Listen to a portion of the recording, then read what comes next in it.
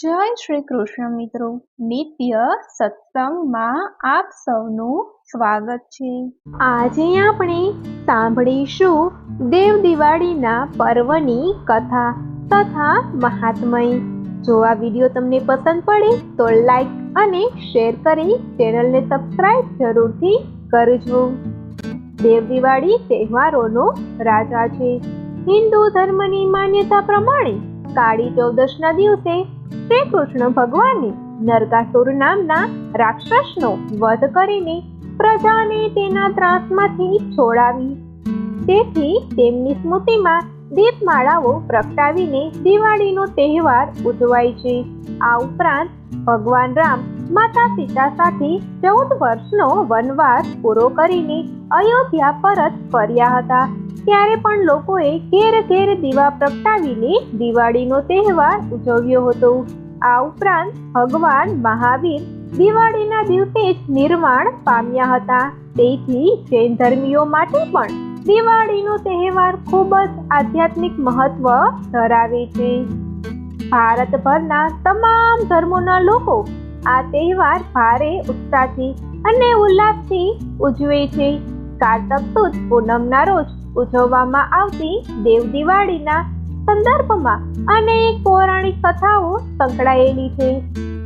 તેવું કહેવાય છે કે આસો માસની અમાસે જે દિવાળી ઉજવવામાં આવે છે તે પૃથ્વી લોકની દિવાળી હોય છે અને કારતક માસની પૂનમે જે દિવાળી ઉજવવામાં આવે છે તે દેવલોકની હોય છે। હવે આપણે દેવ દિવાળીની પૌરાણિક કથા સાંભળીએ।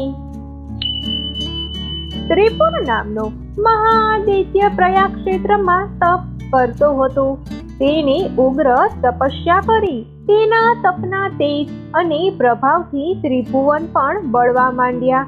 એને સંમોહિત કરવા દેવોએ અનેક અપ્સરાઓ મોકલી અને વિવિધ ઉપાયો પણ કર્યા, પરંતુ તપસ્વી દૈત્ય ચલિત થયો નહીં અને કામ ક્રોધ કે લોભને પણ વશ ન થયો અને તેણે બ્રહ્માજીને પ્રસન્ન કરી અમરત્વ માંગ્યો। ત્યારે બ્રહ્માજી બોલ્યા, હે વત્સ, મારું પણ મરણ થાય છે તો પછી અન્યની તો શી વાત કરવી? શરીરધારીઓ માટે મરણ અનિવાર્ય છે, એટલે મારી પાસેથી અન્ય વરદાન માગી લે। ત્રિપુર બોલ્યો, હે પિતામહ, દેવથી, મનુષ્યથી, રાક્ષસથી, સ્ત્રીઓથી કે રોગથી મારું મૃત્યુ થાય નહીં એવું મને શ્રેષ્ઠ વરદાન આપો। તથાસ્તુ કહીને બ્રહ્મદેવ સત્યલોકમાં ગયા। ત્રિપુરાસુરને વરદાન પ્રાપ્ત થયું છે એ સમાચાર સાંભળી અનેક દૈત્યો એની પાસે આવ્યા। ત્રિપુરાસુરે દૈત્યોને આદેશ આપ્યો કે આપણા વિરોધી દેવોને હણી નાખો, એમ ન થાય તો એમની પાસેથી સર્વોત્તમ વસ્તુઓ છીનવી લો અને મને સમર્પિત કરો। દૈત્યરાજ ત્રિપુરની આજ્ઞા થતાં જ સર્વ દૈત્યોએ સર્વ દેવોને, સર્પોને અને યક્ષોને બંદીવાન બનાવી ચોતરફ હાહાકાર મચાવી દીધો। વિશેષમાં ત્રિપુરના વચનોને અનુસરતા વિશ્વકર્માએ ત્રિપુરની રચના કરી, જે તેજ ગતિથી ઉડનારા ધાતુના વિમાન જેવા 3 પુર હતા। ત્રિપુરાસુર એક પુરથી પાતાળમાં, એક પુરથી સ્વર્ગમાં અને એક પુરથી પૃથ્વી પર ઈચ્છા અનુસાર વિચરતો અને વિનાશ સર્જતો। દેવો ત્રસ્ત અને લાચાર બની ગયા હતા। ત્યારબાદ ઇન્દ્ર, બ્રહ્મા અને વિષ્ણુ તેમજ નારદ મુનિનું મિલન થયું। સૌએ શિવજીને મળી ત્રિપુરાસુરના સંહાર માટે તેમનું શરણ સ્વીકાર્યું।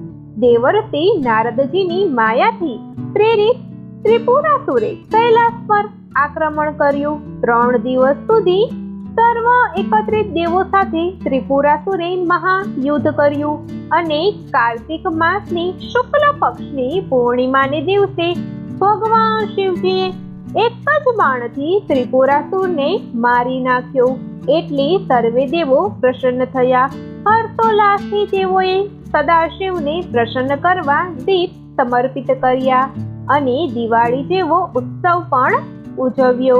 આથી આ દિવસને દેવ દિવાળી તરીકે ઓળખવામાં આવે છે. કાર્તિક પૂર્ણિમા એટલે કે દેવ દિવાળીના દિવસે જે કોઈ વ્યક્તિ પરમાત્માનું સ્મરણ કરીને 720 દીવા અથવા તો 365 દીવા કરે તો એ સર્વ પાપોમાંથી મુક્ત થાય છે. આ દીપ પ્રાગટ્ય અને તેના દર્શન થકી તેને સુખ, શાંતિ, સમૃદ્ધિ અને અભ્યુદય તથા ઐશ્વર્યની પ્રાપ્તિ અવશ્ય થાય છે એવું પૌરાણિક ગ્રંથોમાં કહેવાયું છે. દેવ દિવાળીની સમાપ્તિ સાથે દીપાવલીનો મહોત્સવ પૂર્ણ વિરામ પામે છે અને સાથે સાથે માંગલિક કાર્યોની શરૂઆત થાય છે. તો મિત્રો, આ હતી દેવ દિવાળીની પૌરાણિક કથા. જો આ માહિતી તમને પસંદ પડી હોય તો વિડીયોને લાઈક અને શેર કરી ચેનલને સબસ્ક્રાઇબ જરૂરથી કરજો. જય શ્રી કૃષ્ણ.